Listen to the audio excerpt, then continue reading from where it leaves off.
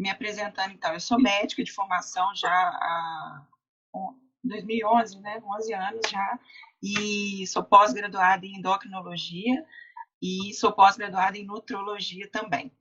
E atuo nessa área aí de emagrecimento, de performance, na verdade, uma medicina mais preventiva, né, que eu gosto de atuar, não curativa, mas na prevenção de doenças. Já tem uns 8 anos já que eu trabalho mais nessa área aí de promoção de saúde. E achei interessantíssimo aquele vídeo que você postou a respeito da testosterona, porque é o meu cotidiano, né, no consultório. É todo dia, é isso aí no consultório. É queixa de desânimo, indisposição, etc.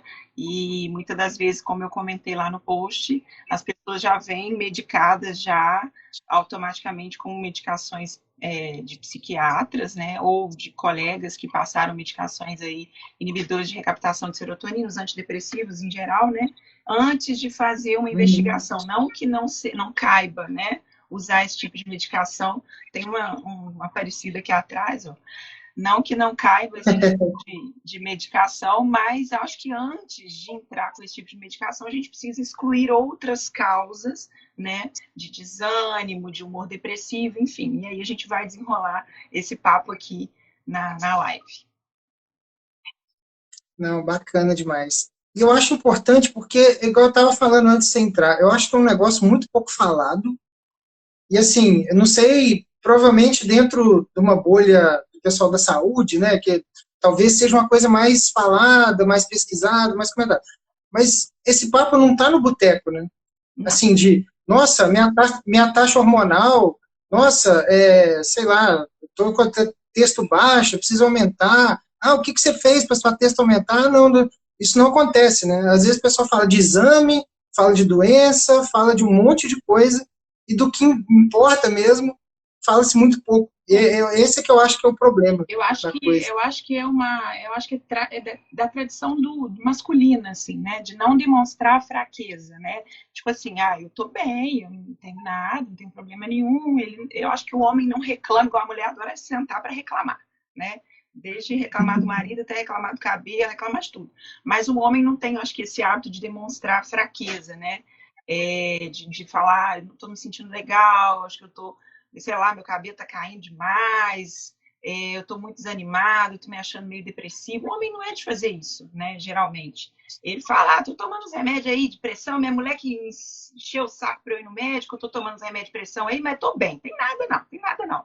Não é, Ela que deixa separado para mim ali, eu vou lá e tomo, né? Que se ela não deixar também, nem vem. não é Mas, não é do hábito masculino fazer esse tipo de queixa, principalmente em roda de amigos, né? Não demonstra fraqueza, né? E geralmente no consultório os homens também não vêm. Agora está mudando um pouco isso. Eu vejo mais homens buscando assim já prevenção mesmo, um atendimento antes do problema aparecer. Mas geralmente o homem só procura um atendimento médico quando mexe no libido. Mexeu no libido, parte sexual tá ruim, aí ele vai para o médico, tá? E muitas das vezes, que é interessante também, às vezes isso faz parte do meu questionamento todo do consultório, tanto para homem quanto para mulher. Eu pergunto de libido, as mulheres de cara falam, tá péssimo, tá horrível, não sei o quê. O homem na primeira consulta, não, tô ótimo. Aí depois ele volta em segunda consulta, ele assim, você lembra que você me perguntou, ou às vezes quando eu vou questionar novamente, não podia estar melhor. Não fala que está ruim, não, mas podia estar melhor. Então, quando pega nessa parte, eles começam a queixar. Mas aí já tem todo um histórico de outros sinais, de outros sintomas por trás, né, dessa queda de testosterona. Quando culmina no libido, aí ele vai procurar um atendimento médico que mexe na parte que interessa para ele, né?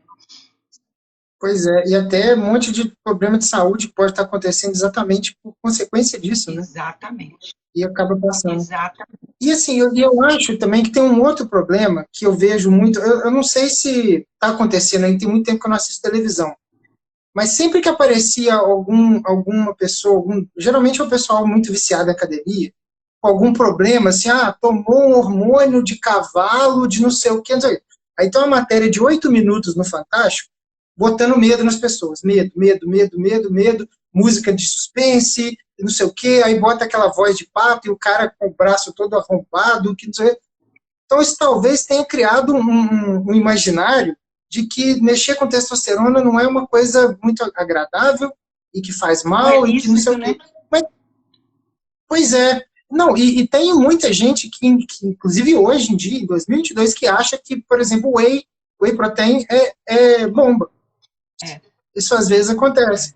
Então, assim, como é que a gente desfaz isso? Como é que você vê esse contexto dentro da saúde? Assim, como é que a gente resolve isso? A testosterona e os hormônios em geral, na medicina, é 8 ou 80. Ou você tem a galera que adora, ou você tem a galera que odeia. É igual comida japonesa. Você gosta muito ou você detesta. Não tem meio termo no negócio do hormônio, não. Então, assim, quem não gosta, geralmente não entende muito a respeito, lê aquilo superficialmente e entra na onda de vou meter o pau porque é legal eu falar mal disso aqui, porque isso aqui não é bom. E tem a galera que estuda, que usa isso e tal. O que é o grande problema que eu acho da questão hormonal, principalmente no âmbito da testosterona? É o uso recreativo, né? Assim como o uso de outras substâncias do ponto de vista recreativo, quando não existe uma indicação médica, quando não existe um acompanhamento médico, e aí acaba uma hora dando merda, que é o que aparece no Fantástico, que é o cara que deu um câncer de fígado porque usava coisas de laboratórios clandestinos, sabe lá o que tinha dentro daquilo que ele aplicava no corpo. É o cara que Sim. infartou porque, além de usar os esteroides anabolizantes, ele usava cocaína, usava diversas outras drogas, mas isso ninguém fala. Enfim, isso aí vira notícia. E aí A vida sobra completamente desregrada, né?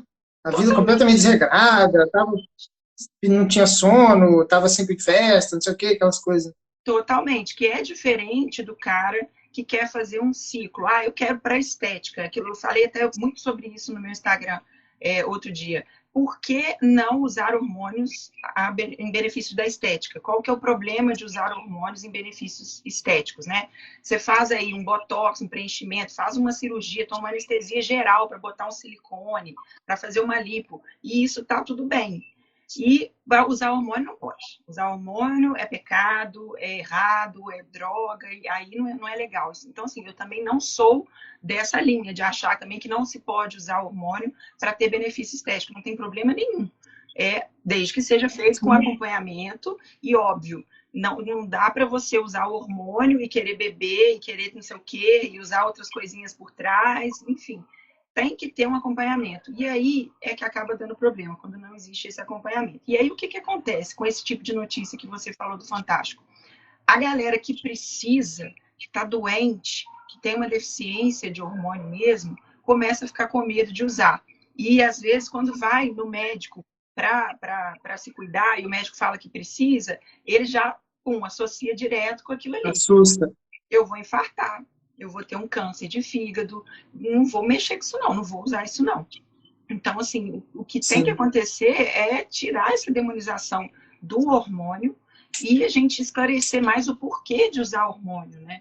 O que acontece, principalmente no homem. A gente hoje não vai falar de mulher, né? O bate-papo hoje aqui é a respeito do homem. Aproveitar aí o gancho que da mês que vem é o Novembro Azul, que aí todo mundo lembra que existe homem, né? Porque até então é só mulher que lembra de mulher, né? No Outubro É, Rosa. Então, mês que vem que os homens vão procurar olhar a saúde, cuidar inclusive da próstata, né? Então, é o mês que a sim. gente mais observa que eles procuram consultório. E o que se deve? Tem isso mesmo? Tem. Tem um movimento de procura maior? Tem. Menos mal, né? Porque pelo menos nessa época. Tem sim. Tá? E aí, mas assim, Que muitas bom. das vezes eles querem olhar só, fazer o PSA ali, que é o exame básico da próstata, e aí acaba passando batido o restante, né? Então, o que é interessante da gente fazer quando vai fazer uma avaliação hormonal? Fazer todo o perfil mesmo hormonal para a gente ver o que tem por trás daquela queixa que o paciente está apresentando. E, geralmente, quais são as queixas, né, de baixa de testosterona? Vamos lá. Primeiro, deixa eu só Hum. pontuar uma coisinha aqui, Rafael, antes. Por que o homem tem queda de testosterona, né? O que é a queda de testosterona no homem? Que o pessoal fala aí, a chamada, um apelidinho que deram de andropausa, né? Um nome que deram para associar com a menopausa. que é uma A coisa menopausa. isso, que é bem diferente do que a menopausa da mulher, porque a menopausa da mulher, a mulher de repente, pum, entra no abismo, para de produzir os hormônios dela.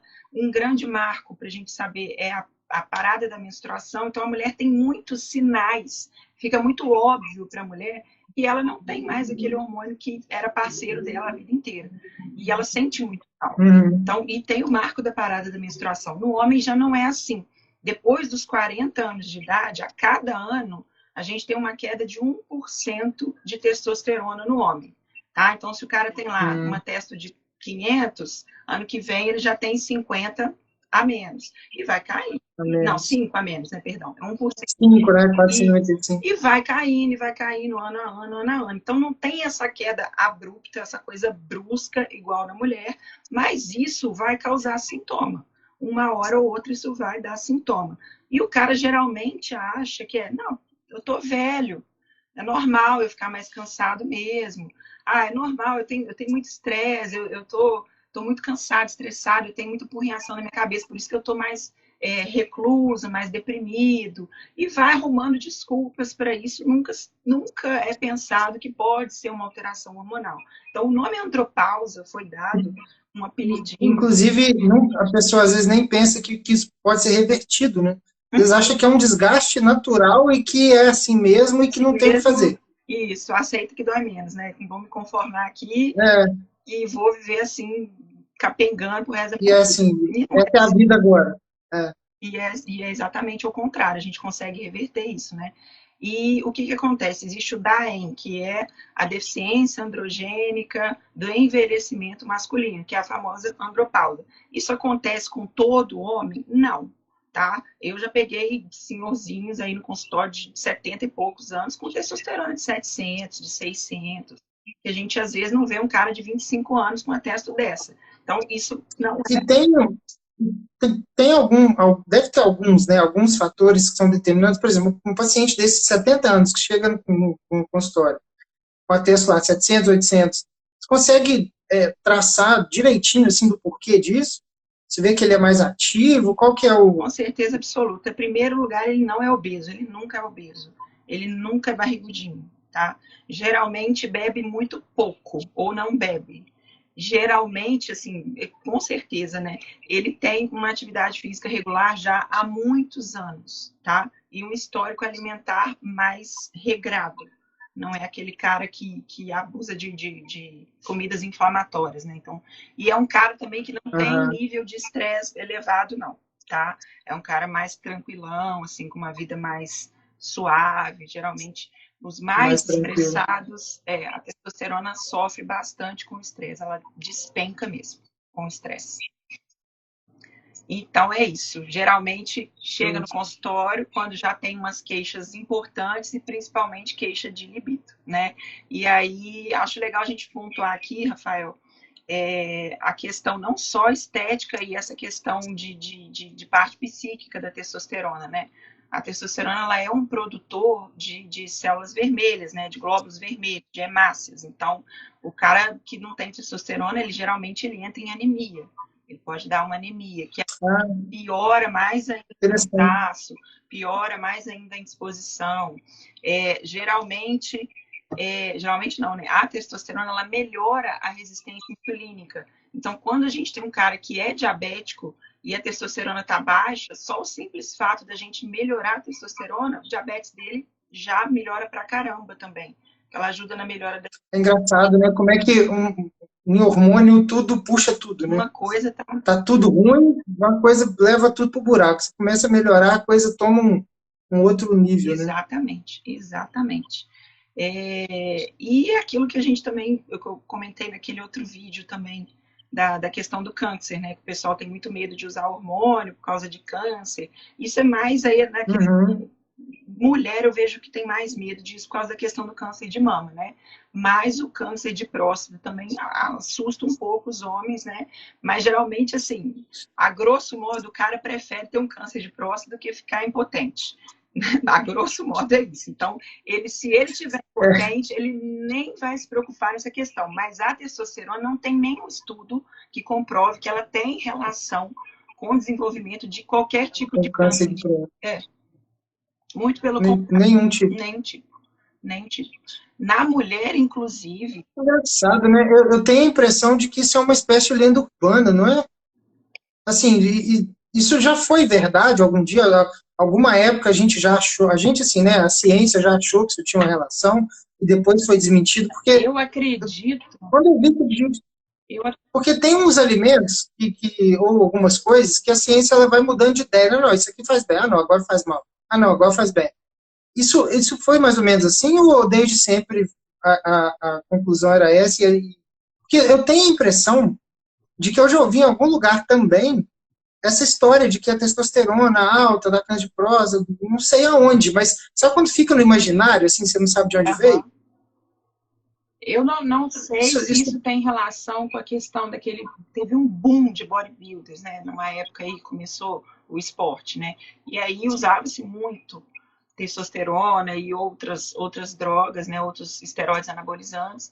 E realmente, uhum, o uso recreativo, o uso em doses suprafisiológicas, ele pode acarretar em problemas cardiovasculares, tá? E o uso dessas substâncias que a gente não sabe de onde vem, que laboratórios escusos aí, que a gente não tem nem noção, de super underground, tem muita coisa ali dentro, além do próprio hormônio, e aí realmente essas sim. pessoas começaram a surgir com câncer de fígado. Mas já tem um estudo recente, se quiser depois eu deixo as referências dos estudos aqui, pegaram um grupo e usaram placebo. Pegaram um grupo, isso de homens, tá? E usaram testosterona e Uhum, acompanharam por anos, anos e anos, esses dois grupos de homens.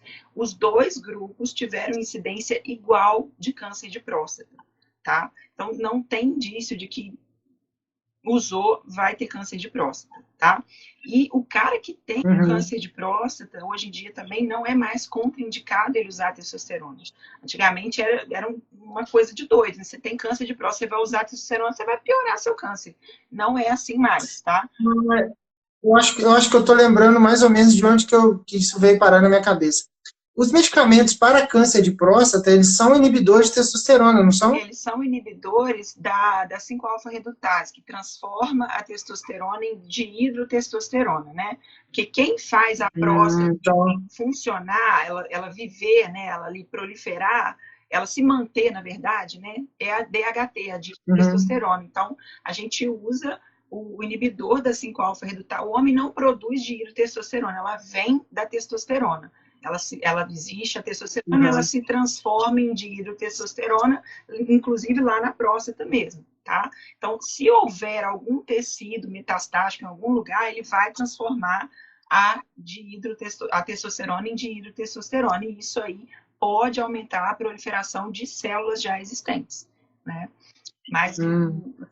Entendi. pode ter. Não, então é por isso que porque é a finasterida, né, de 5 Sim, que geralmente é exatamente. usado, é mais Exatamente. comum. É a finasterida, que ela é Então é por isso que eu associei uma coisa com a outra. Que na minha cabeça fazia muito sentido, assim, mas, né, não faz o menor sentido. a testosterona continua existindo, tá? E ela só não é convertida em dihidrotestosterona, né?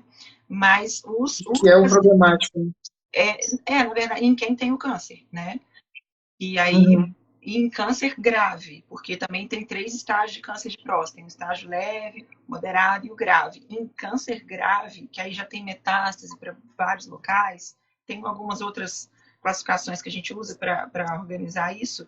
Esse paciente é contraindicado ele receber testosterona. O que tem o moderado e o leve não é mais. Se ele já está Tranquilo. há um ano tratado e está ok do câncer, está tudo certo, não tem metástase, o paciente está bem, ele pode receber testosterona sem problema nenhum, tá? Então, sempre que pontuo isso Entendi. no consultório, testosterona é um hormônio que tem ação em receptor muscular, né? E o coração da gente é um músculo, então ele também tem receptor para testosterona. Então, ela é importante também para o seu funcionamento cardíaco. Existem estudos mostrando que ela, em uso em dose fisiológica, óbvio, nunca estou falando em dose suprafisiológica, Sim, dose sim, normal, acompanhamento certinho, né? isso. E quem mantém ela nessa faixa de normalidade tem menor mortalidade cardiovascular, em comparação com quem tem uma testosterona baixa. tá? Óbvio, quem tem ela muito alta, aí implica em outras questões. Mas História do outro lado, né? Mas a princípio, então, ela é até cardioprotetora, dependendo. cardioprotetor, exatamente. Exatamente. Interessantíssimo. E em mulher, E aí, já eu que vou você pontuar em falou, mulher também. Em mulher em pós-menopausa, que usa testosterona, a gente observa também diminuição de risco de câncer de mama, que também não é falado isso, que é bem interessante. interessante. Pois é muita coisa por debaixo dos panos, assim, que não vem para cima, né? Não vem para a superfície, assim, para, sei lá, imagina se isso sai num jornal de grande circulação, enfim, a quantidade de gente que ia ter mais coragem ou mais vontade de procurar sobre isso, né? Ia ser muito maior. Exatamente. E já que você falou da questão muscular, tem alguma coisa, assim, a gente sabe que a atividade física, ela ajuda a aumentar a testosterona de uma forma mais natural, não é isso? Sim, Ou isso sim. é algum mito? Sim. Por que a atividade física ajuda, né, nessa melhora da testosterona? Quando você pratica um exercício físico, automaticamente você está produzindo alguns neurotransmissores, algumas substâncias anti-inflamatórias, antioxidantes no seu corpo. Essa queda da inflamação melhora a sua resposta à produção de testosterona. Então, começa-se a produzir mais testosterona. Existe todo um ambiente que é favorável ou desfavorável à produção da testosterona. Um cara que está muito Uhum. estressado, um cara que come muito mal, que está super aí inflamado, que a gente fala, né, grosseiramente assim, come muita farinha branca, muito açúcar, ingere muito álcool, cara sedentário, um cara muito estressado, dorme mal, o intestino está ruim. Esse cara, o cérebro dele entende que ele está com 90 anos, ele não precisa de uma testosterona em dose boa. Aquela coisinha básica ali para ele está suficiente. Não tem por que haver uma produção grande. E essa inflamação também inibe a produção de testosterona. Quando você começa a entrar numa atividade física regular, automaticamente as outras coisas vão melhorando. Quem pratica atividade física fica mais estimulado a se alimentar melhor, fica mais estimulado a beber menos, melhora o estresse automaticamente. A prática de exercício físico desestressa, melhora a questão de disposição também. Então, automaticamente, isso aí vai contribuir para uma melhora da produção. Melhora o sono também, né? A Sono. pessoa se sente mais tranquila para dormir, Exatamente. tudo Se melhora. você não tem um sono legal, você não produz alguns hormônios noturnos, e geralmente você fica com cortisol sempre alto, e de manhã você não consegue fazer o pico de testosterona. E aí começa um dos grandes sinais do homem é aquela perda das ereções matinais. O cara não tem mais aquelas ereções clássicas que ele tinha de manhã. Isso é um sinal Eu importante. já vi muito, eu já vi muito o Ítalo Marcílio comentando isso em live, assim, teve uma época que ele estava com um programa de emagrecimento, acho que era 40 toneladas, alguma coisa assim, dentro do aplicativo dele. E ele fazia umas lives sobre essa questão de saúde, ele comentava essa questão da ereção matinal, é o primeiro sintoma de que tem alguma coisa errada com o homem, né, assim, Exatamente, aparentemente. exatamente. E acaba passando às vezes batido, né? Porque se ele ainda tem uma ereção à noite, quando ele precisa de ter uma relação, ele tá tudo bem, tá? Mas o primeiro sinal que aparece é esse, não tem mais ereções matinais como tinha antes, tá? Porque aí a gente tem que quantificar Uhum. quanto que tem e tudo, mas é um sinal importante para o homem começar a pensar. Pois é. E tem outras coisas aqui que a gente, às vezes, eu cheguei a notar aqui, algumas características que a gente associa ao homem, assim, uma coisa mais masculina né, da relação e das coisas. A primeira delas é força, né, força física, e você já falou da questão da testosterona, ajuda nisso também. Sim. Existe alguma relação da testosterona com o uso da razão? Porque tem aquela coisa, né? O homem realmente é mais racional, a mulher é mais emocional. Isso tem a ver com testosterona também ou é só uma coincidência? É, A própria testosterona vai ajudar, por exemplo, numa atividade um pouco mais intelectual, um pouco mais racional, ou isso não é necessariamente verdade? Você não, nunca vi nada sabe? a respeito disso, não. Eu acho que a gente poderia relacionar a parte da mulher ser mais assim, cuidadora, intuitiva, por causa dos hormônios femininos, o estradiol mais predominante, a questão da progesterona também, que a progesterona é um hormônio de progestar, né, para gestação. Então, a progesterona, ela transmite essa sensação de cuidado. Acho que não teria muito a ver com a questão da testosterona. A testosterona é mais relacionada com a questão de ímpeto, assim, de impulso, de resposta. De agressividade. Isso, de agressividade, de impulsividade mesmo, daquela de garra mesmo, de raça, entendeu? Essa coisa aí mais agressiva do homem, aí tem mais a ver. Até, inclusive, com a dihidrotestosterona também, que é esse derivado da testosterona. Uhum. Não, interessante. E tem alguma relação, o último que eu pensei aqui na questão da característica masculina, é a questão de uma estabilidade emocional um pouco mais firme, assim. Eu acho que também está muito relacionado à variação de humor também na mulher pela questão hormonal, né? Que varia demais ao longo do mês e vai para cima, vai para baixo e tal. E para o homem não tem isso, mas não estaria necessariamente ligada à testosterona, não. Eu acho que é mais ligada à estabilidade hormonal mesmo. A mulher não tem essa estabilidade, ela oscila mês inteiro, mês inteiro. Tanto que quando a gente corta o fluxo menstrual com hormônios que estabilizam a questão dessa oscilação hormonal, a mulher muda muito o humor. Muito. Eu trabalho muito com implante hormonal, né? Então a gente usa muito a questão a mulher chega lá e fala, não aguento mais de TPM, eu quero parar de menstruar, eu quero parar de sentir isso. E aí a gente usa um hormônio, que eu não posso falar o nome mais, aqui está proibido de falar o nome, mas é o chip lá que a gente usa, e ele estabiliza isso. A mulher para de ter essas... Ela fala assim, eu estou mais feliz, eu estou me sentindo mais feliz, meu marido está adorando esse negócio, falou que o próximo é ele que vai pagar, porque eu tô outra pessoa, que muda completamente. Então, eu acho que é mais a questão da estabilidade hormonal, que a mulher não tem, e o homem tem. O homem vive ali com a testosterona dele. É aquilo que eu falei, depois dos 40, cai 1% ao ano. É um declínio muito suave.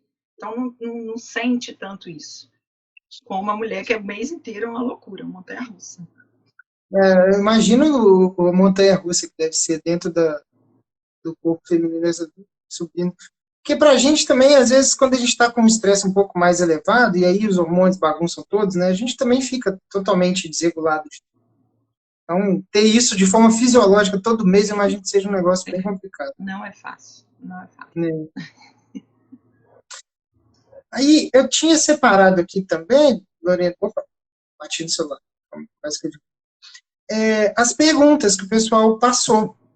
E aí eu não sei se você queria colocar mais alguma coisa em relação à testosterona, se teria mais algum ponto para destacar, ou se a gente já pode ir para as perguntas, aí você que manda. Que é legal a gente falar do que como que a gente vê, o que a gente faz quando a gente está achando que está com a testosterona ruim, né? Tem muita mulher aqui assistindo a live, o que eu tenho que falar para o meu marido fazer, para o meu irmão fazer, para o meu filho fazer a respeito disso? Né? Você tá, o que eu aí eu também vou precisar perguntar também o que eu faço para o meu pai procurar um negócio desse, né? Que é um negócio que eu vivo falando com ele também para dar uma olhada nisso. Pois é. Vai ser bom que eu vou ter argumentos para levar para ele agora.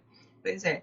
Então, assim, a primeira coisa é que o próprio homem repare essa questão das ereções matinais, que vão começar a mudar, vai ter uma redução dessas ereções matinais. Mas, exteriormente, o que a gente observa no homem?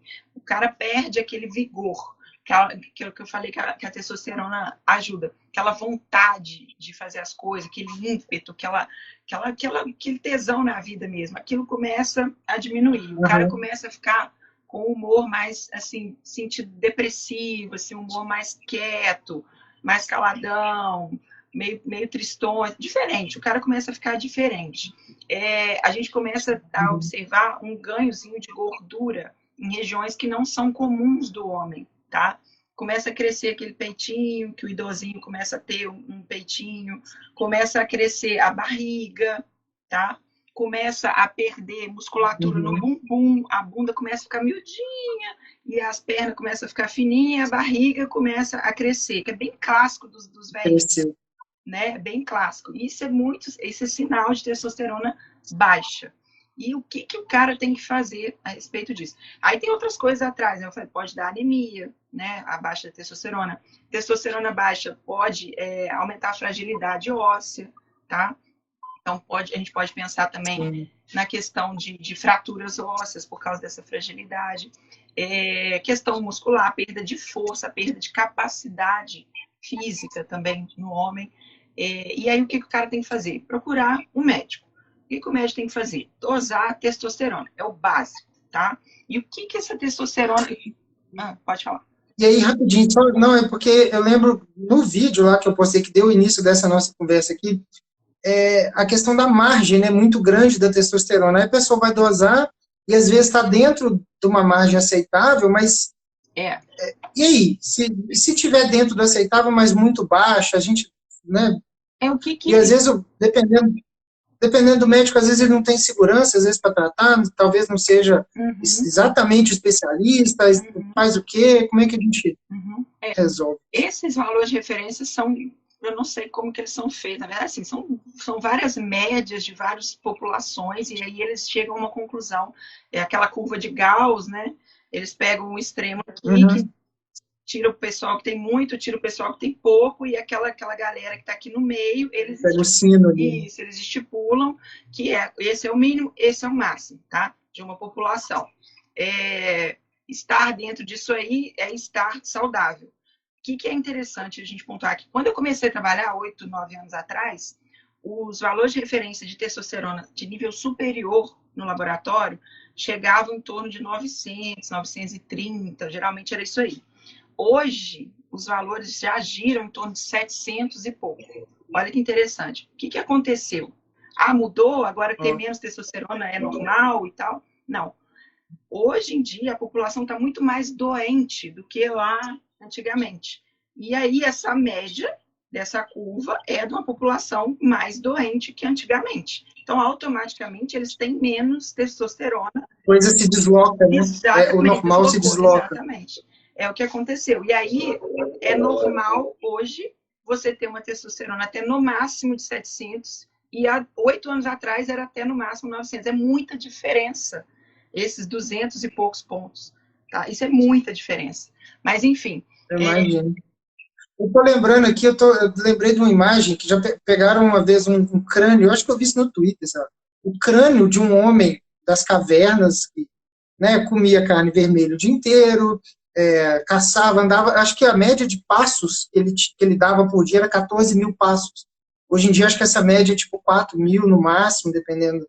Então, assim, é uma outra história. O crânio dele, com isso aqui, ó, quadrado, tudo, o osso largo, tudo, e o crânio de um homem nova-iorquino dos anos 90. Aí tá lá o cara com o rostinho fininho, tudo, com o osso até mais fino. É gritante a imagem, porque é difícil a gente imaginar uma coisa, o homem das cavernas, mas quando você vê a imagem do crânio de um com o outro, é bizarro, assim. É bem bizarro. É muita diferença, né? E aí, chega muitas vezes o pessoal lá no consultório e fala, já olhei meus exames em casa, eu abri, já olhei, tá tudo normal. E aí a gente vai olhar, tá tudo normal, dentro do valor de laboratório, tá? Só que a gente não trabalha dessa forma, tá? Não existe um valor, assim, que a gente fala assim, a partir disso aqui é ruim, ou a partir disso aqui é bom. Tem várias sociedades com vários estudos, vários guidelines, cada um fala um valor, mas geralmente a maioria fala que abaixo de 350 é ruim. Então, aquele valor de laboratório que considera 230, que tem alguns que ainda estão nessa faixa, está defasado. Então, abaixo de 350 é ruim para a sua saúde. Agora, é aquilo que o cara falou lá no vídeo, esqueci o nome do médico lá. Como é que ele chama? Alessandro Loyola. Um cara que tem uma testosterona de 400, ele é totalmente diferente de um cara que tem uma testosterona de 700. É completamente diferente. O vigor, a disposição, o humor, a parte sexual é muito diferente. E os dois estão dentro dessa faixa de normalidade, tá? Então, o que eu sempre falo no consultório? A gente tem que buscar o que é normal para você. Com qual faixa de testosterona você vai se sentir bem? O que vai ser bom para você dentro disso que é fisiológico? Óbvio que não vamos ultrapassar o que é o permitido, né?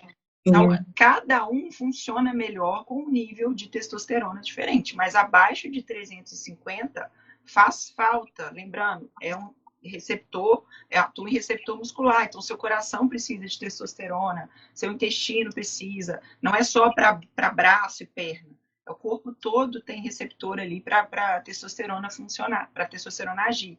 Então, abaixo de Sim. 350 é sinônimo de problema de saúde, e aí a gente precisa fazer uma reposição. E aí, como que a gente faz, né, essa reposição? Não sei se a gente vai entrar nesse papo também, vai, né, para falar. Você que manda. Você que fica à vontade. Se você quiser. Se quiser dar só um tapa geral, assim, só porque tem várias formas de fazer. O ciclo deve ter várias formas de fazer, né? Aí não é Ou não, é um protocolo só. ciclo, é para quem quer parte estética, né? Aí a gente já Ah, tá. usa doses suprafisiológicas, a gente não usa só a testosterona, a gente usa outros hormônios além da testosterona, aí já é mais para a parte estética. Para quem precisa de testosterona, quem está com. Da reposição mesmo. Isso, é a TRT, a terapia de reposição de testosterona, que é contínua. Essa a gente não para, a gente não precisa fazer TPC, porque não é um ciclo, ela é contínua, então é para a vida toda. Tem 3 formas da gente fazer essa reposição de testosterona. Pode ser via gel transdérmico, tá? É um gelzinho mesmo que passa na pele, aí passa no braço, ou passa no abdômen, ou pode passar no ombro também. Qual que é o grande problema desse gel? A adesão ao tratamento. O homem não quer saber de ficar passando negocinho na pele, infelizmente. Não lembra, né? Não tem paciência para isso. Então, a adesão, às vezes, é muito baixa. É uma maneira... Mas é difícil? Tem que ficar passando muito tempo ou é só passar e é pronto? só passar e pronto. É porque esquece mesmo. Esquece, porque todo dia tem que passar. O horário ideal de passar é de manhã. Você faz de manhã ali, que é para simular mesmo o pico fisiológico de testosterona, que é pela manhã, né? E quais as vantagens desse gel exatamente é isso, porque ele faz um picozinho ali de manhã e cai no final da tarde, igualzinho a testosterona do homem faz. É super fisiológico, ele imita a questão fisiológica. E ele não faz picos suprafisiológicos, ao contrário da testosterona injetável, que infelizmente ela faz esses picos suprafisiológicos. Então o cara ele não tem aquela sensação de pico suprafisiológico e aquela queda depois. Ele se mantém bem, porque ele imita, simula a questão fisiológica mesmo da produção de testosterona. Uma coisa natural mesmo, né? Isso. O grande problema do gel é a adesão. O cara não lembra de passar, ou não tem saco para ficar passando todo dia. E ele é um uso diário. Você não usou, não tem testosterona naquele dia. Tá? Então, esse é o grande problema. Outra forma de administrar a testosterona é injetável. A gente tem a testosterona injetável, tem 2 que são de ação curta, que seria Deposteron e a Durateston, né, que são usadas também em ciclo, né, a gente também usa para a questão estética, mas para TRT a gente usa essas 2, e tem a testosterona de ação mais prolongada também, que é um destilato de testosterona. Aí tem a Hormos, a Nebido, a Testo, tem outras aquela que dura mais ou menos em bula, né, 90 dias, tá? Então, tem a outra, que tem a ação mais curta, que teoricamente dura 15 dias, mais ou menos, e essa que dura 90 dias.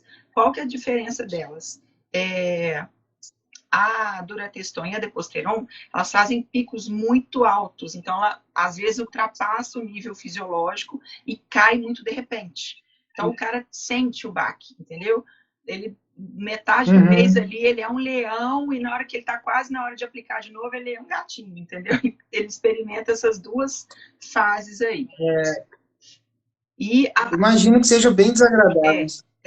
Acaba oscilando bastante a questão hormonal. Há um destilato, que é a trimestral, que dura 90 dias, ela já faz um pico mais suave, ela já é mais leve o pico, não ultrapassa nível suprafisiológico, e a queda dela também é mais suave. Então, isso, não tem aquele baque. E antes dela cair, a gente vai e aplica de novo. Então, ela já vai pegando outro pico. Então, ela mais suave esse pico e queda do que as outras já são mais curtas. Porque a diferença dela? Ela é bem mais cara do que a outra. Sim. Porque ela é melhor, ela é mais cômoda, né? O cara só vai tomar uma injeção ali a cada 90 dias, então ela é bem mais cara, mas ela é bem mais tranquila. E tem também a questão de reposição de TRT via implante hormonal.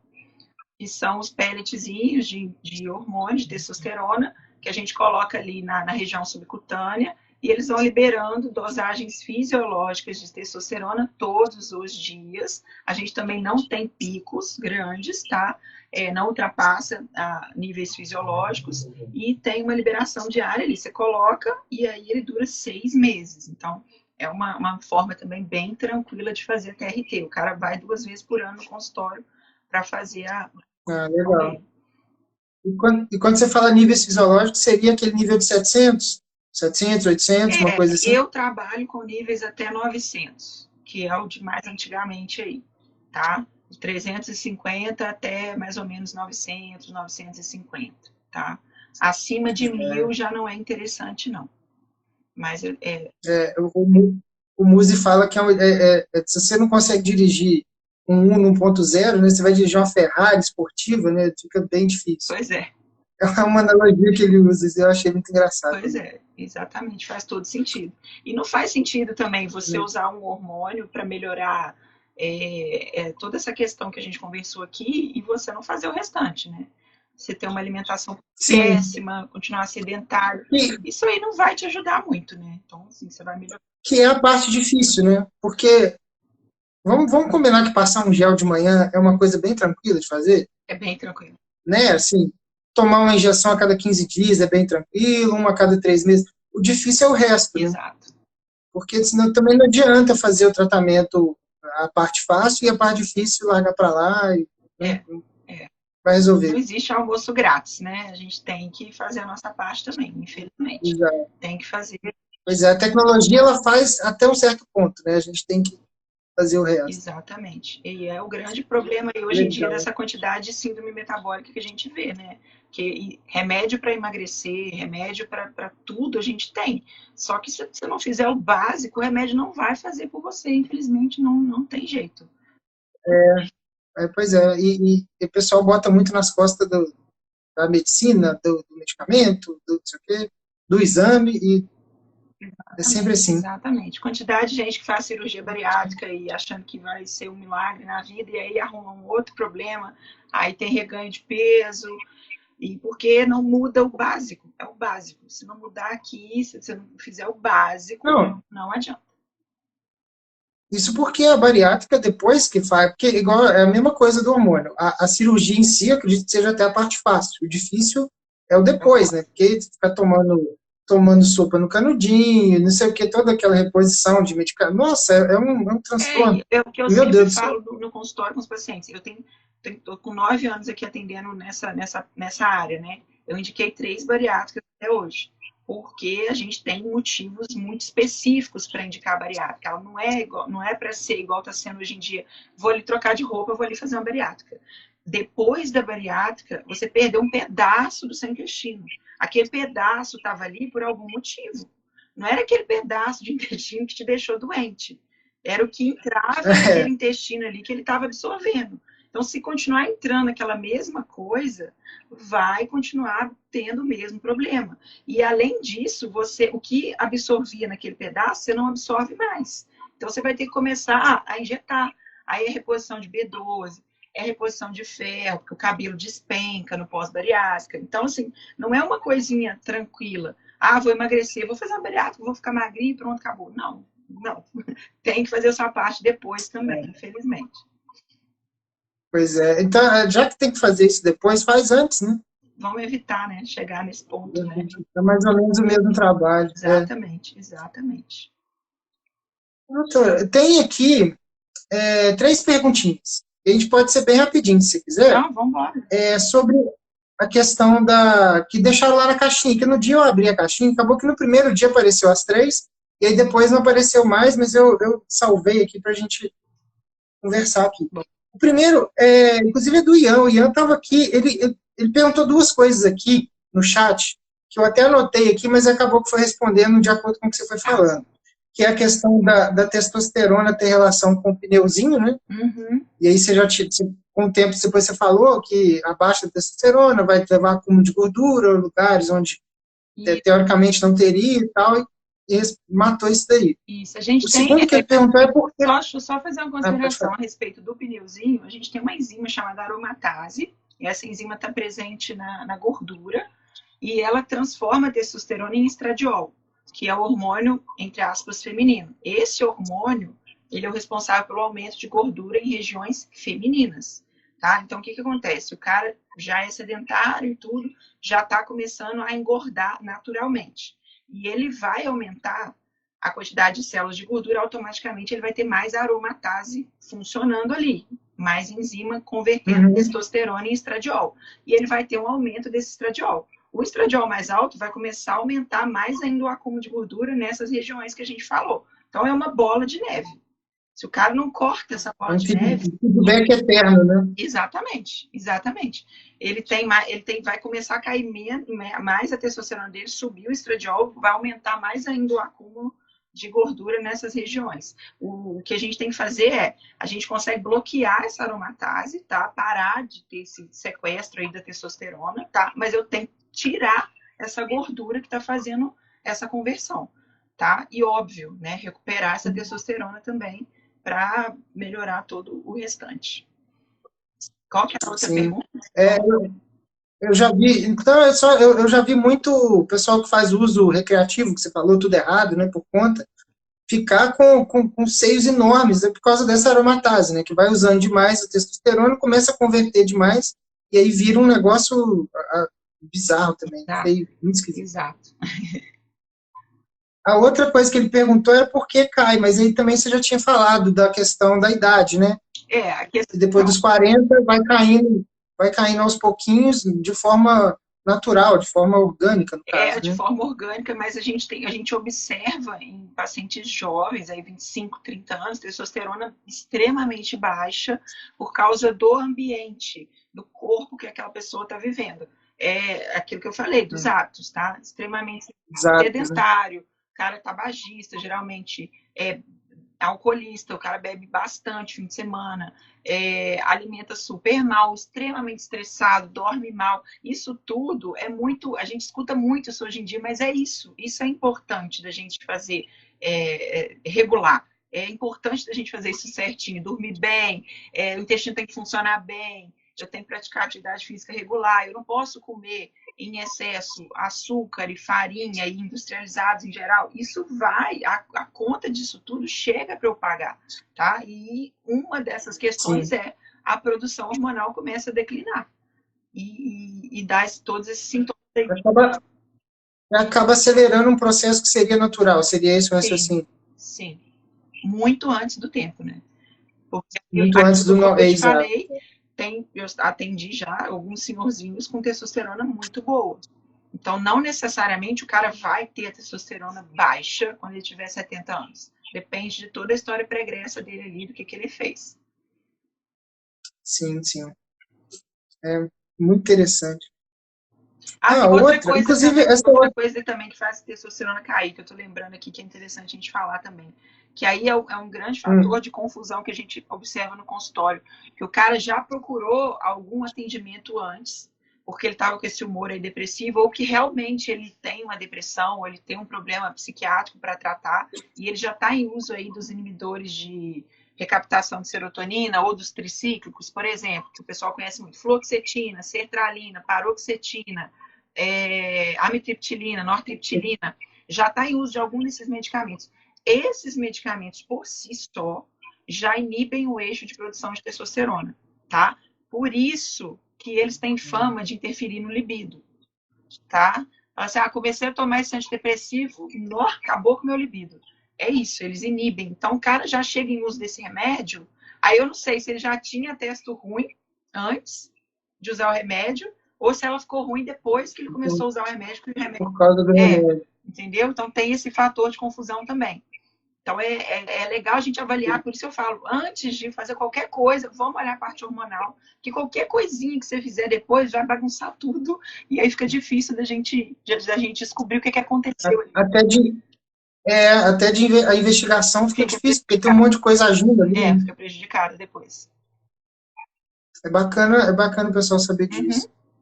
Principalmente esses medicamentos, esses inibidores de recaptação, assim, não sei como é que tá agora. Imagino que esteja até pior, mas até a época que eu estava trabalhando, isso é, assim, como se fosse uma dipirona. Exatamente. Assim, o tempo todo, venda, venda, venda, assim, é impressionante, assim, como que o pessoal, não sei se depende do remédio, mas eu acho que até, às vezes, nem precisa tanto, já virou um placebo, né, a pessoa acorda de manhã estressada, aí pôs o remédio na boca, o remédio tá aqui ainda, descendo, tô melhor, Melhorou. sabe? E, tipo, Não, já eu virou acho um negócio que desse. é o que eu falo muito em consultório também. O remédio ele tem que ser uma bengala. Ele não pode ser o seu caminho. Você não pode depender dele para andar. Ele tem que ser só um suporte. E hoje em dia a gente vê, infelizmente, Durante um tempo, né? por um tempo você aprender a fazer o que você tem que fazer para você caminhar sozinho.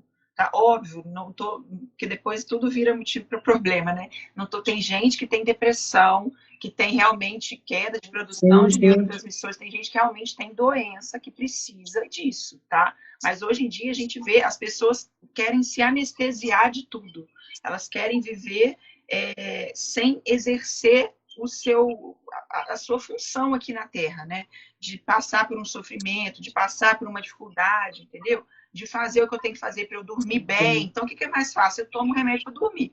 Aí acordo com cansaço, eu tomo remédio para acordar. É isso. O remédio para acordar, É isso. exato. O que eu tenho que fazer? Dá trabalho dormir bem. Eu tenho que desligar o celular, tem que ter uma higiene do sono legal. Eu tenho, óbvio, também tem gente que tem insônia, que é uma doença, né? Eu estou falando dos casos que não são doenças, né? Mas o que Sim, acontece é sim. que fazer o que tem que ser feito dá trabalho. É mais prático você tomar um remédio, né? É mais prático aquilo que eu falei, fazer uma cirurgia bariátrica para eu emagrecer. Infelizmente, a gente acaba Sim. recorrendo a certas coisas para pular, para ter um atalho, e não existe atalho. Você vai pular um O atalho. remédio, o uso crônico de remédio é um negócio assim impressionante. Assim, eu não sei como é que é fora do Brasil, mas aqui, assim, desde dos medicamentos para dor, passando pelo omeprazol, passando pelos tarja pretos, antes de tudo, tudo. A galera junta tudo de manhã, enche a mão e toma. Automedicação absurda também, né? Eu tomo É, remédio porque meu vizinho falou, porque meu vizinho estava sentindo o que eu estava sentindo. Ah, eu tomo omeprazol porque eu é tomo muito remédio para proteger meu estômago. Vai criando umas para crenças proteger. que eu não sei de onde que vem e vai tomando, vai tomando. Porque é fácil de adquirir, infelizmente, né? O pessoal toma o omeprazol, por exemplo, o pessoal acha que cria uma capa protetora assim no Protetora estômago. e E que aí você pode jogar o que você quiser ali, que não vai ter problema nenhum, porque tem o omeprazol protegendo. o que eu vejo de gente com problema por causa de uso crônico desses inibidores aí de bomba de próteses, prazóis da vida, os caras ficam com a B12 lá embaixo, começa a ter deficiência de ferro, tudo que eu não tem acidez estomacal, não absorve um monte de coisa, entendeu? Não digere proteína, aí É, essa proteína chega toda inteira no intestino, causa desbiose intestinal, isso é papo para mais de hora aqui pra gente ficar falando de exato. automedicação. Não, fora a questão da demência, eu já vi estudo mostrando que o omeprazol, em caso em uso crônico, vai aumentar em muito assim, o número de demência, Por por causa da exemplo. B12. Que é um negócio que a gente está vendo muito acontecer e vai saber se isso realmente não é por causa do omeprazol, que o pessoal já usa há Por muitos causa da anos. B12. É uma coisa absurda que eu vejo no consultório de gente com vitamina B12 baixa. E aí eu pergunto assim: você não come carne vermelha? Nada contra quem não come, mas de onde vem a vitamina B12? Essencialmente da carne vermelha. É o lugar mais fácil que a gente tem para adquirir a vitamina B12. Você Uhum. não come carne? Como? 3, 4 vezes por semana. Como está com a B12 de 130?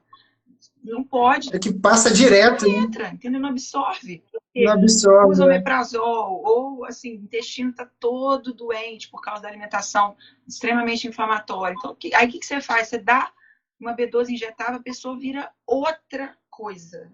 Assim, parece que é um milagre na vida dela. Simplesmente porque você ajustou uma vitamina que estava normal, de acordo com o laboratório, né? E ajustou aquela vitamina. Então, assim, e a ideia não é você ter que ficar dependendo de usar uma medicação injetável para o resto da sua vida. A ideia é você ter um intestino que funcione, que ele absorva aquilo que você come, que você coma coisas que são interessantes para Pois você. é. E isso é que é a parte difícil que a gente Não, falou, né? É mais fácil tomar uma injeção imagina, e vida que segue, né?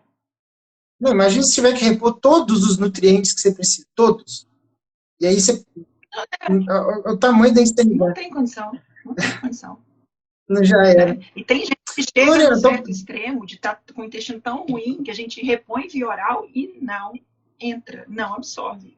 E aí você tem que partir para via injetável, porque realmente nem cápsula ele está absorvendo mais. E aí você acha que absorve o remedinho da tireoide, o remedinho da pressão, entendeu? Então, muitas vezes vai falar que, nossa, o remédio do SUS é uma porcaria, eu tomo e não funciona. Muitas das vezes acontece isso sim. Mas muitas das vezes é você que não absorve bem aquilo que você está tomando, o seu intestino está totalmente doente. Não funciona. Não está conseguindo mais, né?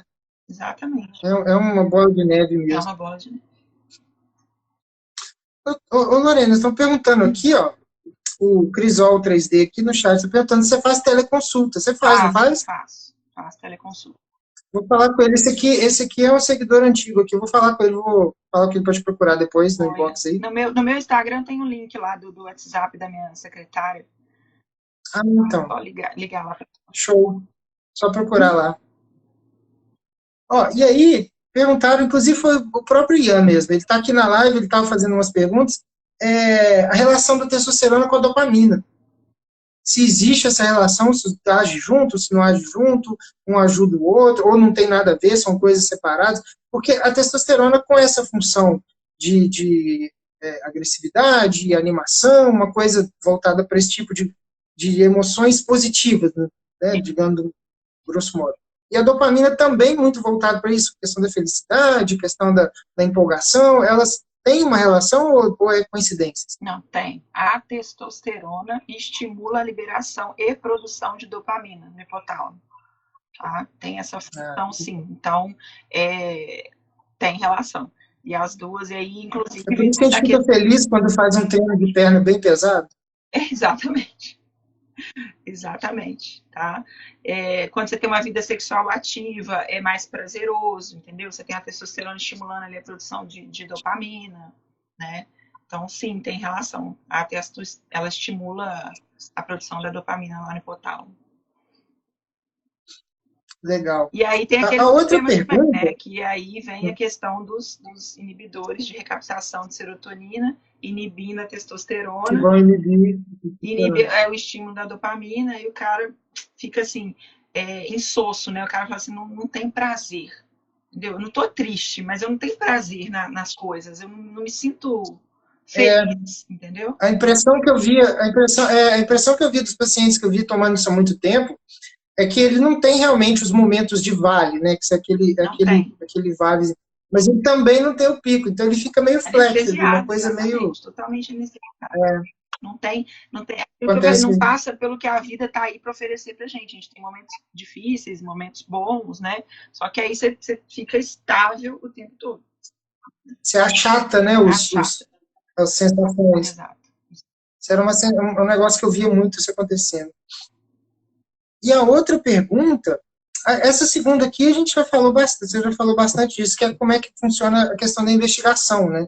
Já falou dos sintomas, já falou da questão do fluxo. Exame de sangue, né?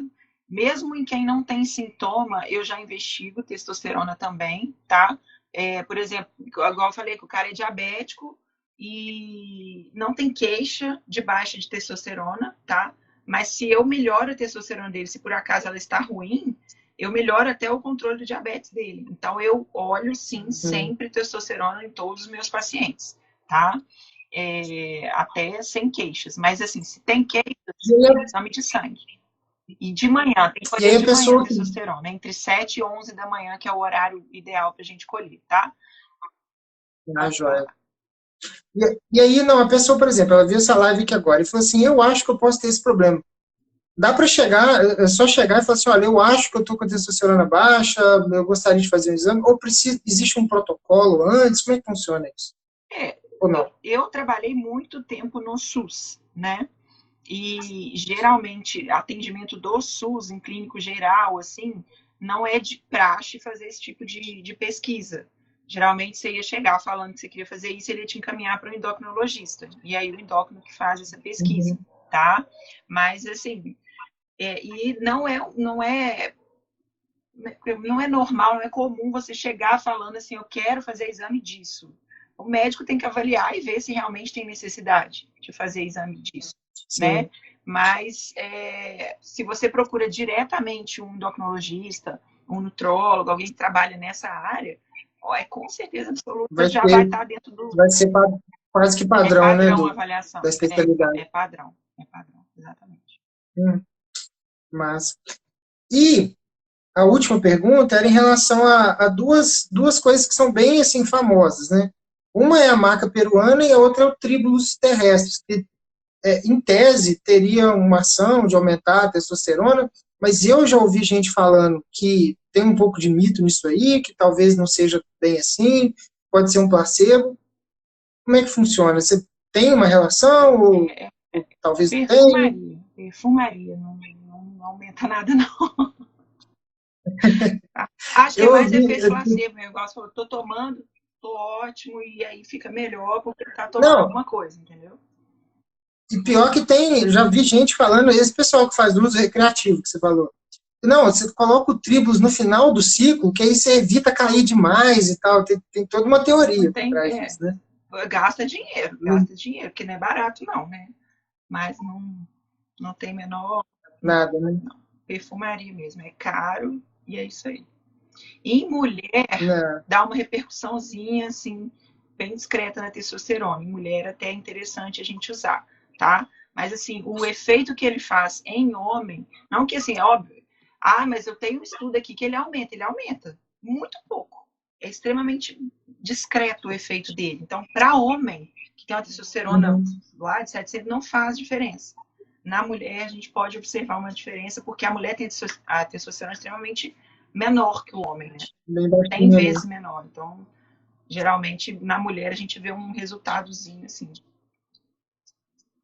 Mas bem discreto. Interessante. Bem discreto. Bom saber que agora o pessoal chegar falando isso perto de mim, eu já tenho argumentos. Isso aí. Bom, então a gente terminou aqui nosso imenso roteiro aqui. Eu botei uma folha aqui que fica mais fácil de eu ver. Se tiver alguma coisa mais para falar, se quiser dar seu recado final, quiser falar com o pessoal, de uma vez, eu queria aproveitar aqui, antes de você fazer suas considerações, te agradecer pelo tempo, que nós estamos aqui há mais de 1 hora. Muito obrigado mesmo, foi muito legal. Aprendi muito aqui, eu acho que teve um monte de gente também pelos comentários aqui, que aprendeu muito também, e foi muito legal, obrigado mesmo. Bacana. Eu que agradeço pelo convite, estou à disposição. Se quiser marcar de conversar sobre outros assuntos, eu estou à disposição, porque eu adoro falar. Essa parte aí eu gosto muito. A consideração que eu queria fazer é só essa daí, que é o que a gente fala muito só no mês de novembro, né, para o homem, que é para cuidar da saúde, para olhar para a saúde, e não somente da questão da próstata, né, que é uma coisa que fica muito em voga aí no mês de novembro, que realmente é um câncer que mata bastante hoje em dia, ainda, infelizmente, por causa do preconceito, né, mas para olhar o resto, entendeu? Não espera sentir um problema para você começar a tratar, para você buscar ajuda, exatamente.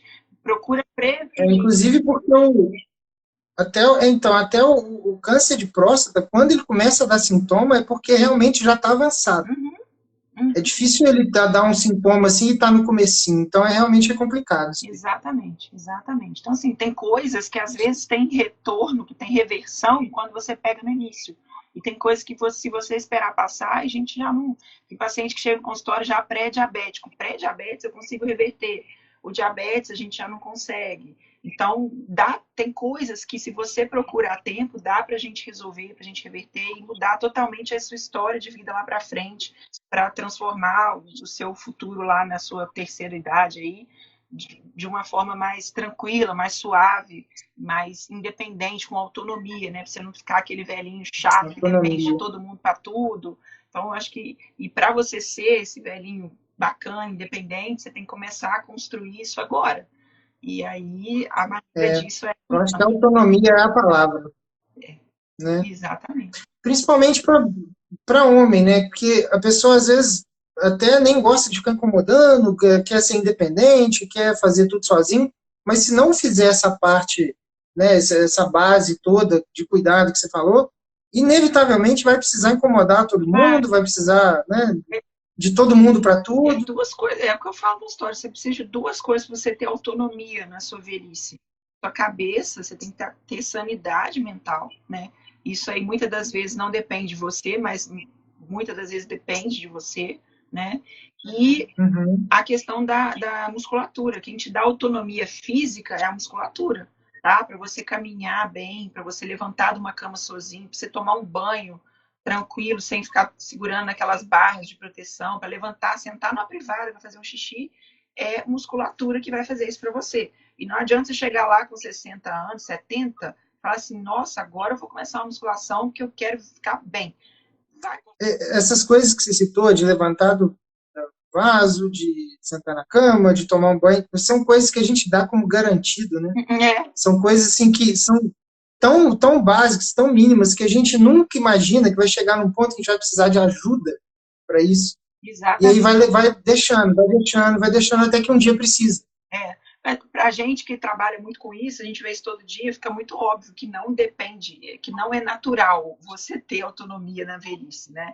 O natural é você, se você deixar o barco correr, é você não ter, sabe? Então, assim, cuida da musculatura, assim, Sim. tenha dó dos seus joelhos, sabe? A coisa que eu vejo que mais dá problema na terceira idade é joelho, como o joelho dá problema, como que faz falta um joelho, e quem que sustenta joelho para dar problema é musculatura de quadríceps, então vai treinar a perna, larga essa preguiça de lado, treina a perna, enfim, tem que começar ontem que Não, você quer melhorar lá para frente. joelho é um problema crônico lá em casa. Meu avô operou os dois joelhos, meu pai tem problema de joelho, se ficar esperto, eu vou ter problema de joelho. Pois é. E eu tive um avô e um tio, do parte de mãe, que teve câncer de próstata. Então, assim, eu tô zoado de todos os lados.